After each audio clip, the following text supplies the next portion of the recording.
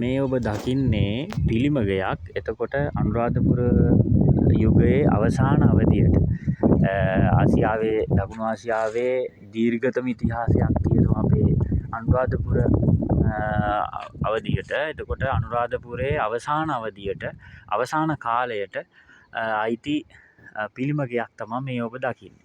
එතකොට මේක තියෙන්නේ ජේතවන චෛත්‍ය මෙහෙම තියෙනවා. ජේතවන චෛත්‍යයට අභිමුඛව තමයි තියෙන්නේ. එතකොට මේක ජේතවනාරාම පන්සල් භූමියේ ආරාම භූමියේ සංකීර්ණය තමයි තියෙන්නේ.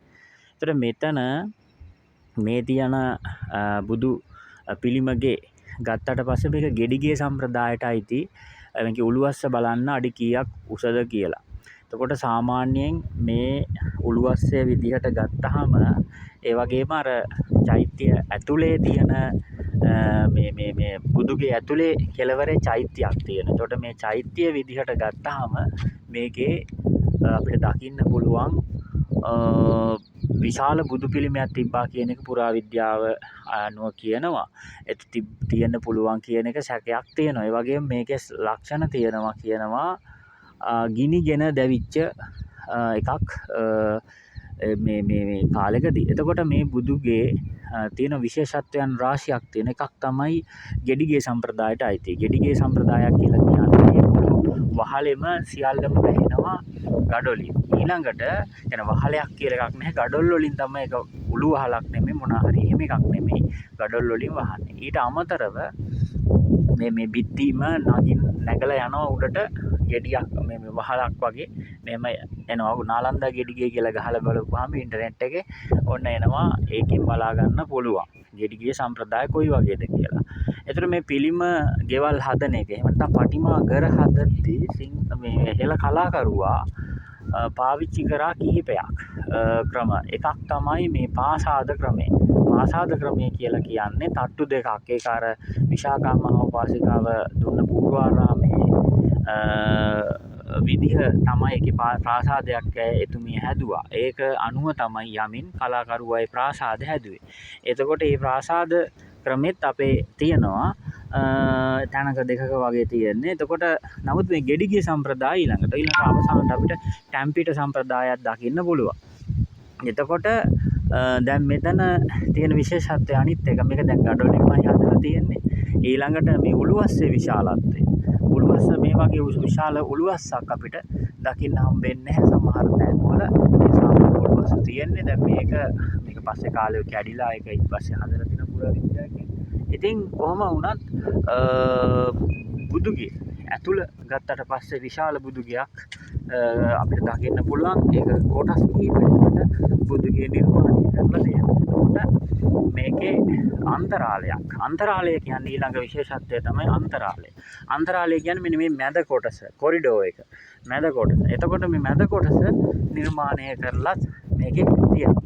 එතකොට මේකේ බලන්න පුළුවන් මේ චෛත්‍ය රාජ්‍යයන් වහන්සේ දැන් මේ තැන්වල මේ තිබිලා තියෙනවා මේ උළුවස්සක් මක් හරි. එතකොට ඒකට අවශ්‍ය කරන ඒ සැකසීම තමයි හිටවීම මොන හරි එකක් තමයි තියෙන්නේ. දැන් මෙතන එතකොට වටේට යන්න පුළුවන්. පැදගුණු කිලි මම කිව්වා මේකේ විශේෂත්වයන් රාශියක් තියෙනවා කියලා. දැන් මෙන්න මේ ගර්භය, චෛත්‍ය ගර්භය. එතකොට මෙතන උඩ තමයි මේ චෛත්‍යයක් විදිහට පීඨිකාවක් විදිහට හදලා තියෙන්නේ. මෙතන උඩ තමයි තියෙන්න ඕන බුදු පිළිමය. එතකොට විශ්වාස කරන විශාල බුදු පිළිමයක් මේ චෛත්‍ය වගේ කොටස උඩ තියෙන්න ඇති කියලා. ඉතින් ඔන්න විශේෂත්වයන් රාශිය.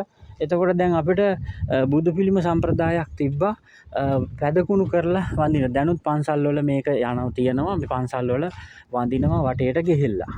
එතකොට වටේට ගිහිල්ලා බුදු පිළිම වඳින්න පුළුවන්. දැන් සමහර වෙහෙරහේන විහාරයේ නේද? ඒක උඩවලුවට යන්න කියලා දැන් මේ ජනෙල් එකක්. එතකොට දැන් ඒ බුදු එකේ අපි යනවනේ උඩටම.